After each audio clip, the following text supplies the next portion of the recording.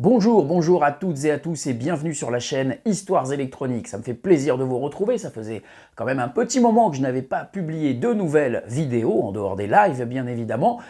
Oui, vous avez vu le titre de la vidéo, vous avez vu le cadre derrière moi, on s'attaque à un gros morceau, c'est pour ça que ça a pris du temps à préparer. Et oui, après la trance ou encore la house, il était quand même temps que je m'attaque à l'un des plus gros genres de la musique électronique. Installez-vous confortablement, je vais vous raconter l'histoire de la techno.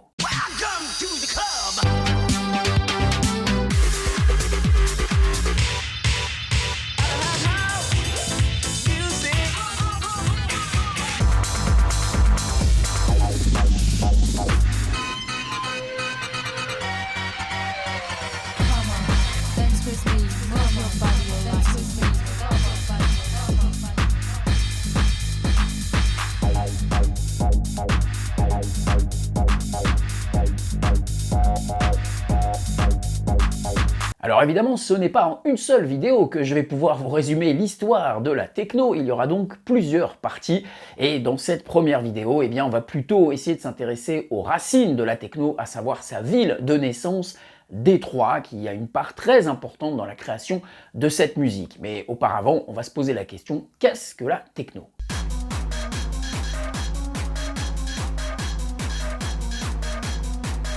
Alors la techno pour le grand public, oui, c'est une musique de décérébré, c'est une musique hyper répétitive, une musique sans âme, une musique de drogué, bref, c'est du boum boum.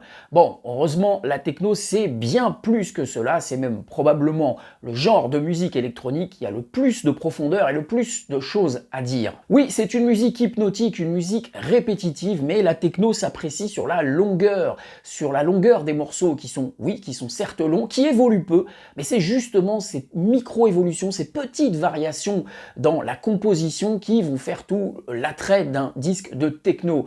C'est pas les versions radio, d'ailleurs une version radio d'un disque de techno, ça n'a aucun intérêt, c'est un non-sens absolu. La musique techno doit s'apprécier sur des morceaux de 5, 6, 7 minutes, voire plus, et c'est pas les petits extraits que je vais vous passer qui vont vous permettre d'apprécier ou pas un morceau de techno. N'hésitez pas à aller écouter les morceaux en entier, bien évidemment.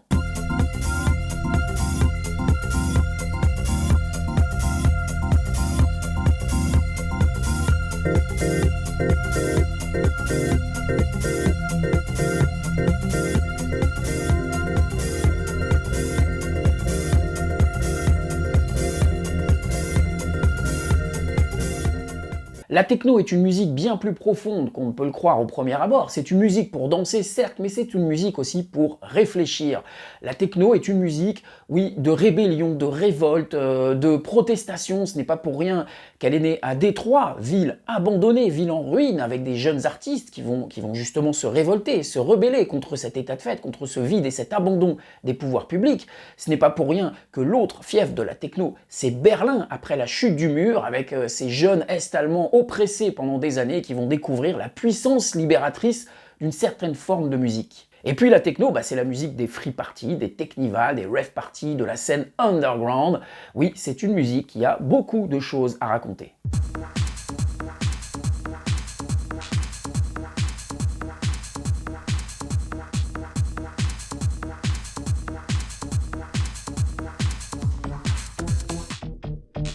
Musicalement, on compare souvent la house et la techno. Effectivement, pour un néophyte, c'est compliqué de distinguer ces deux genres musicaux. Je ne sais pas ce qui s'est passé, un alignement des planètes, mais enfin, durant la même décennie, à quelques années près et à quelques centaines de kilomètres près, deux des genres les plus importants de ces dernières décennies sont nés, la house à Chicago et la techno à Détroit.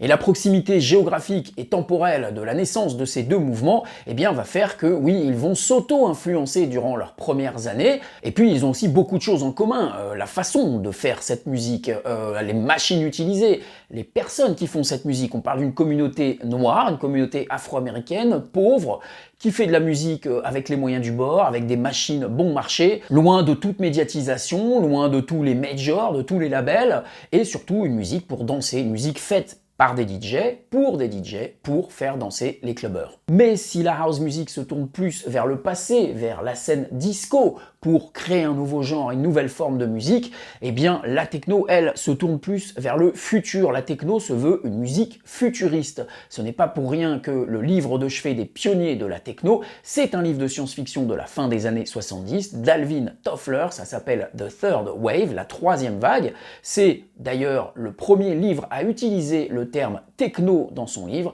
car le livre parle de techno-rebelles, en fait, de jeunes qui se rebellent contre la toute-puissance de la technologie. Alors ça peut paraître paradoxal pour des jeunes gens qui vont après utiliser les machines pour faire de la musique, mais en fait le livre explique que l'idée c'est de contrôler la technologie, de la maîtriser pour qu'elle soit au service de l'être humain et non pas qu'elle le domine. D'ailleurs, en parlant de techno-rebels, eh bien évidemment cette expression a été empruntée pour servir de titre au livre de Dan Sicko que je vous conseille. C'est un habitant de Détroit qui raconte l'histoire de la techno, l'histoire de Détroit aussi et surtout. C'est un des livres qui m'a servi, une des références qui m'a servi pour faire cette vidéo. Vous trouverez tous les liens en description de cette vidéo.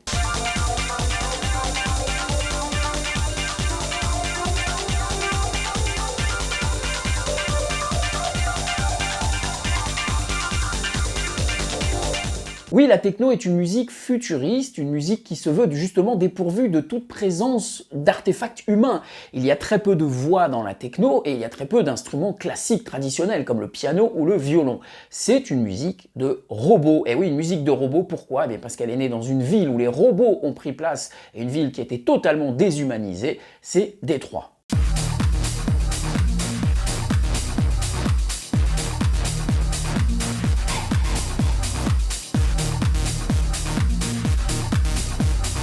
Si la techno est née à Détroit, eh bien elle n'aurait pu naître nulle part ailleurs dans le monde. C'est la conséquence d'une foultitude de raisons géographiques, démographiques, sociales, politiques, qui fait qu'un nouveau genre musical est né dans cette ville. Et ce n'est pas un mythe, un peu de villes peuvent s'enorgueillir d'avoir un son à elles. On parle de techno de Détroit pour identifier un style musical bien particulier parmi toutes les branches de la techno. Et puis il y a des dizaines et des dizaines d'artistes de techno parmi les pionniers, parmi les têtes de pont du mouvement techno, qui sont tous de Détroit. On peut citer en vrac Richie Hawtin, Jeff Mills, Juan Atkins, Derrick May, Black Buster, Kevin Sanderson, Octave One, Underground Resistance, Scan 7, Carl Craig, Rolando, Moody Man, Theo Parrish, John Aquaviva, Chess Damier, Robert Hood, Matthew Dear, Stacey Pullen, j'en passe. Alors oui, vous avez vu, beaucoup d'Afro-Américains, la techno est une musique noire à la base, et aussi pas de femmes. Non, eh ben on est dans les années 80, 90,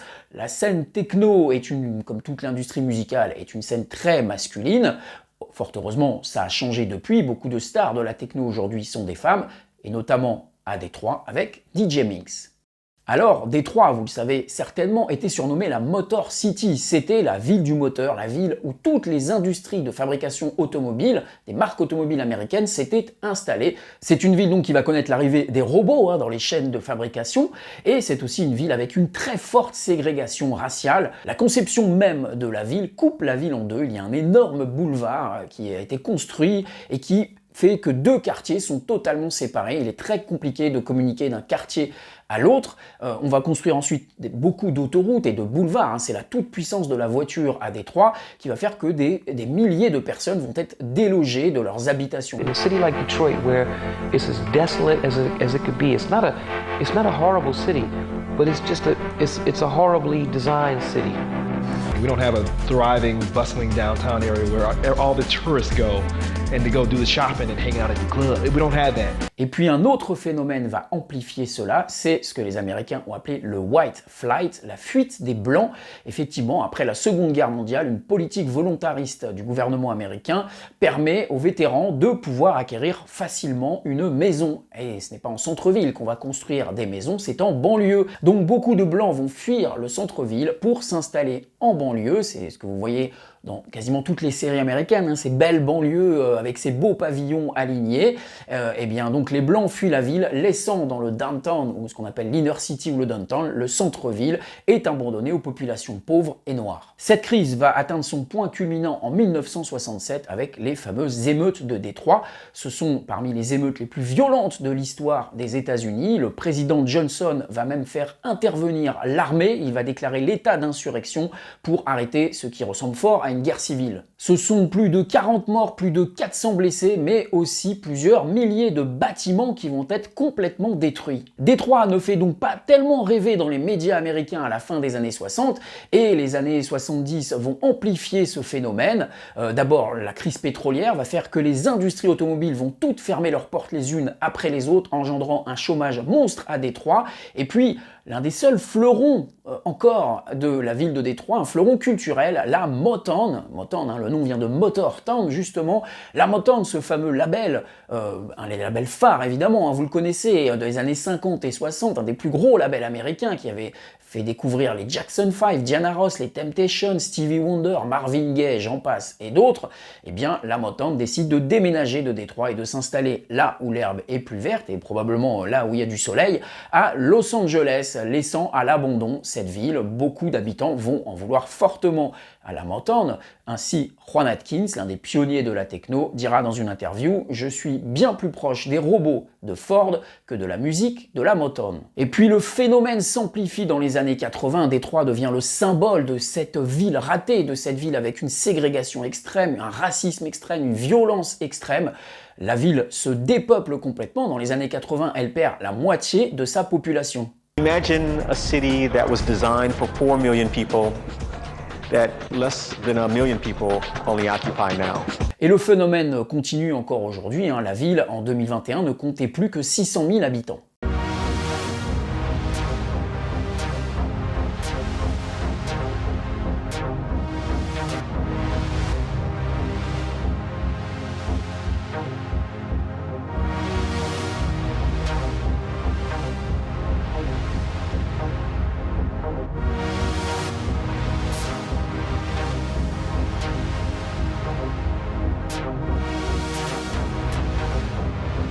Vous imaginez donc dans les années 80 une ville totalement à l'abandon, une ville en ruine avec plein de quartiers abandonnés, des magasins qui ferment, des bureaux qui ferment, des commerces qui ferment et des transports publics à l'abandon. Les pouvoirs publics ne financent plus rien parce que de toute façon il n'y a plus personne, tout le monde s'en va, donc il n'y a même plus de transport public non plus. C'est une ville vide.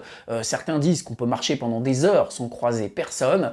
Eh bien certains vont aussi essayer de trouver un échappatoire à cette vie vide, comme le dit Derrick May, l'un des inventeurs de la techno. La musique techno a été faite pour remplir le vide de leur vie. C'est une musique certes déprimée, comme il le dit, deprived sound, mais une musique qui va donner de l'espoir.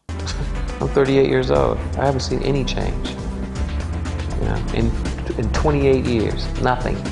The only change that I've really seen here is us. You know, we have changed, but the city has not. Alors au-delà de l'aspect purement social, démographique ou politique de cette histoire, pour créer un genre musical, il faut évidemment une scène culturelle, des artistes, des clubs, des soirées. Eh bien, fort heureusement, Détroit avait ça aussi. Hop hop hop, alors avant d'aller plus loin, non, je ne vais pas vous vendre NordVPN, non, je vais plutôt vous permettre de participer et de financer cette chaîne grâce au Patreon ci-dessous. C'est un abonnement de quelques euros par mois qui permettent donc de financer cette chaîne et de me soutenir, mais aussi en échange, vous aurez quelques extras et quelques bonus. Vous pouvez aussi tout simplement, si vous voulez, eh bien, vous abonner à la chaîne si ce n'est pas fait, mettre un petit pouce bleu sous cette vidéo, laisser des commentaires et partager la vidéo.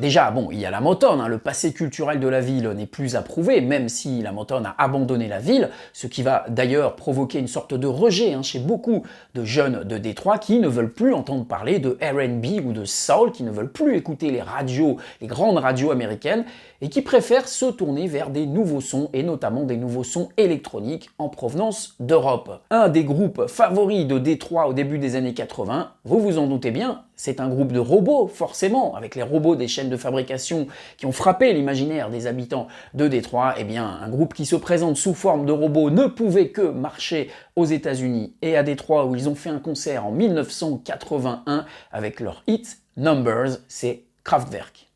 We were brought up on our parents going to work every day and working in the car automotive industry and coming back home and telling us that they worked with robots.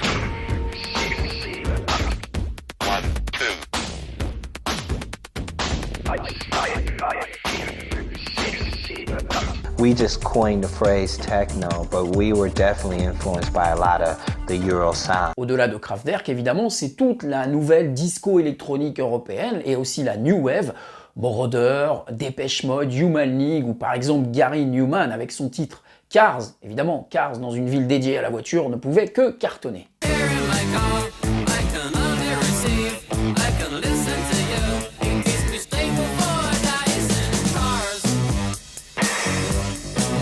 Concernant la scène clubbing de Détroit, on ne parle pas encore de clubbing dans les années 70 et 80, elle est presque inexistante. Ben oui, puisque je vous l'ai dit, il n'y a pas de club, il n'y a pas de boîte de nuit, de toute façon il n'y a rien à Détroit, donc ne cherchez pas. Par contre, eh bien, en réponse à ça, il faut bien s'amuser, les lycéens vont créer des collectifs, des associations qui vont faire leurs propres soirées, et ces collectifs vont être très connus à Détroit, hein. C'est vraiment un mouvement social très fort à Détroit, des collectifs qui vont emprunter une imagerie de mode, de classe, les soirées Gables par exemple, qui empruntent à Clark Gable, les soirées Charivari, c'est des soirées qui vont communiquer sur le fait d'être bien habillé. Le slogan c'est « Dress to Impress », s'habiller pour impressionner. On va emprunter au look costume-cravate de Yellow Magic Orchestra, mais aussi au look des nouveaux romantiques comme Visage, comme Depeche Mode, mais aussi aux B-52s.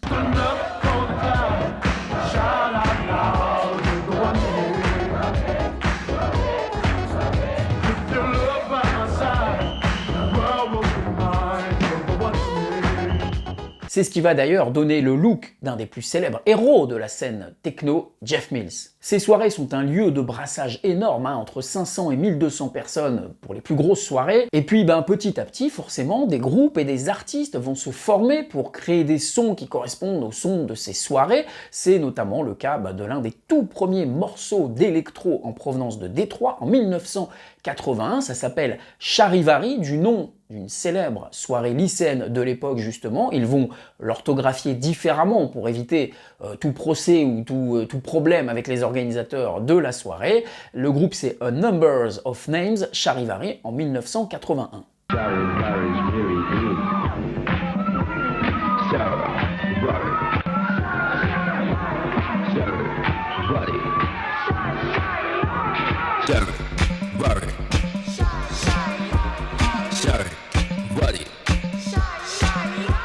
Smoking on his cigarette, listening to his cassette. Si ces soirées lycéennes connaissent leur essor au tout début des années 80, eh bien elles vont vite s'arrêter car Détroit est une ville aussi très violente, il y a beaucoup de bagarres, de règlements de compte, même des assassinats régulièrement dans ces soirées qui vont donc petit à petit s'éteindre et s'arrêter quasiment en 1983. Mais il n'empêche que cela a créé un terreau pour des artistes, pour des jeunes qui vont être baignés de cette culture musicale électronique et qui va donc donner des idées à des animateurs de radio, à des fondateurs de clubs, à des DJ et des artistes. C'est le cas notamment d'Electrifying Mojo, c'est un animateur de radio dont vous ne verrez jamais le visage car il ne s'est jamais pris en photo. Il a une émission de radio très importante à Détroit qui va influencer énormément les compositeurs dans les années 80. Et puis vous avez le Music Institute, c'est aussi un club culte de Détroit, c'est tout simplement l'un des tout premiers, si ce n'est le premier club techno du monde, fondé en 1987 et dont la programmation se veut exclusivement électronique. You know, my brother and I waited there, we got our memberships, and we went in and we danced because we knew we loved this music. And we knew that was the only place around the area. And at that time, one of the only places on the planet that you could hear this type of music that pure. Malheureusement, le club va lui aussi péricliter. En 89, la scène de Détroit est extrêmement underground, ça ne fonctionne pas, ça ne peut pas fonctionner commercialement, et il faudra attendre l'éclosion de ce mouvement en Europe pour que la scène de Détroit puisse enfin grandir.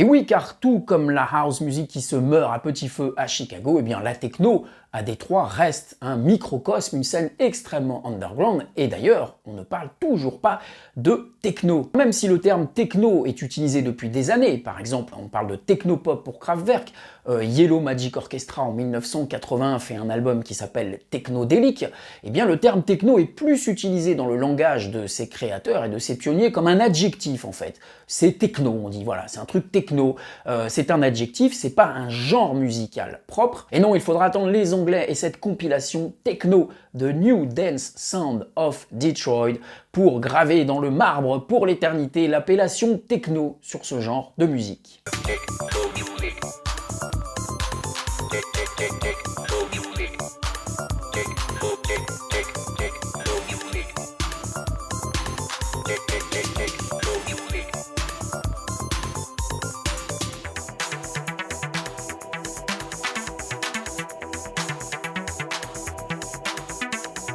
Cette compilation, on la doit à Neil Rushton, un ancien DJ, un patron de label, qui veut importer les disques de house en provenance de Chicago. On est en 1987-88, hein.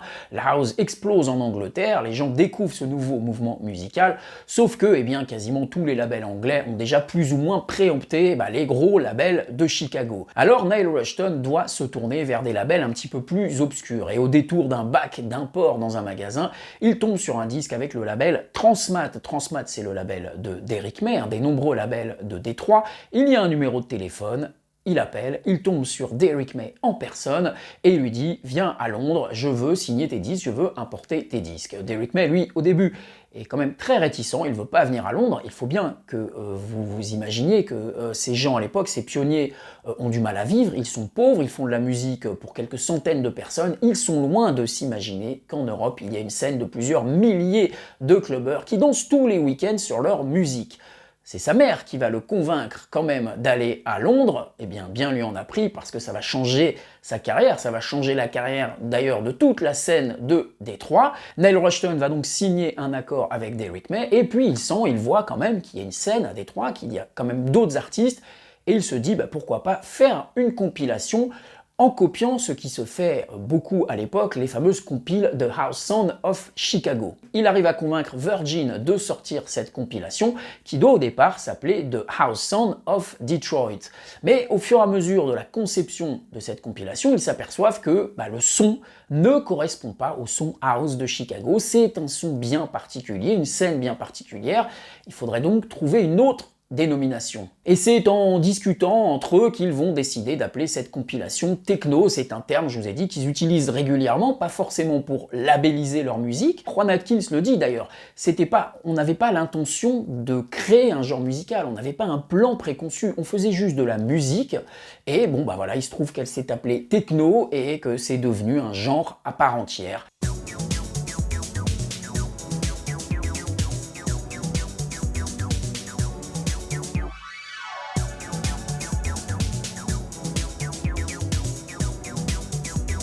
La compilation ne se vend pas beaucoup, le volume 2 se vendra beaucoup mieux, parce que les Anglais découvrent déjà la house et l'acid house, et ils n'ont pas envie d'un nouveau genre musical. Mais ce qui va faire que ça va tout déclencher, entre vendre une compilation et déclencher un nouveau mouvement et un nouveau genre musical, eh bien la différence va se faire sur un morceau. Ce morceau, il a été ajouté à la dernière minute, il y avait 10-12 morceaux, il en manquait un.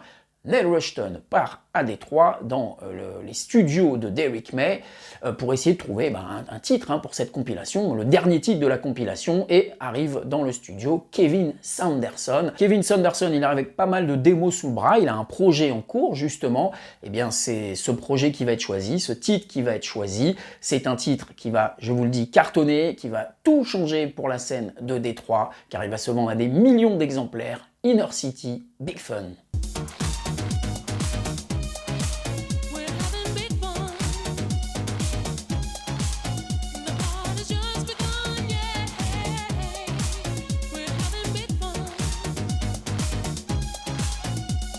c'est désormais fait. La compilation va imposer le terme techno pour qualifier ce genre de musique et va faire exploser la scène de Détroit. Alors exploser au sens propre comme au sens figuré, car évidemment vous imaginez bien que ces jeunes compositeurs de Détroit qui vont passer de la pauvreté d'un coup à des tournées dans toute l'Europe, des dates tous les week-ends, des directeurs artistiques qui se bousculent pour signer des contrats ou pour prendre des photos, ça va un peu tout changer. Certains vont prendre la grosse tête, la scène de Détroit va un peu se déchirer dans les années 90, certains vont plus ou moins abandonner la scène pour ne vivre qu'en Europe d'ailleurs. Pour vous montrer l'engouement par exemple à cette époque, le fameux label ZTT de Trevor Horn décide de monter un super groupe techno avec justement ces trois pionniers, Kevin Saunderson, Derrick May et Juan Atkins. Kevin Saunderson va quitter le projet rapidement car il a déjà beaucoup à faire avec son groupe Inner City qui cartonne, et surtout Derrick May sent que ça pue un peu cette affaire. On veut les présenter comme les Pet Shop Boys noirs,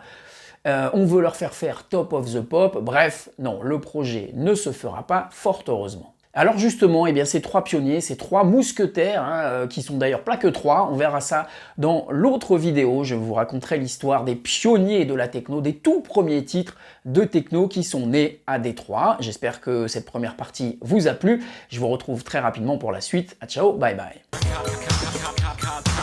My cosmic car, stepping on the gas.